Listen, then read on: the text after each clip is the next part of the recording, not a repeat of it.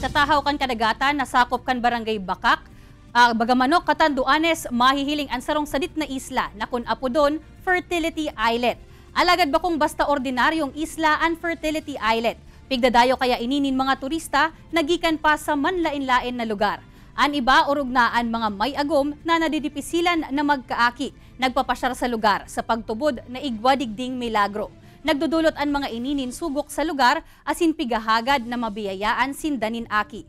Huli ka ini mahigot ang pigigibong pagbabantay asin pagprotekta kan mga otoridad sa lugar na nagin parte na kan historya asin turismo kan banwaan.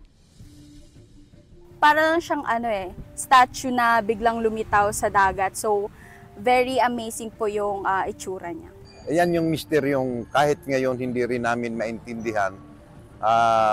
Sa dami ng bagyong dumaan, sa lakas ng alon na humahampas dyan, talagang hindi kayang itumba. Siguro ganyan talaga pag galit si Kurakog.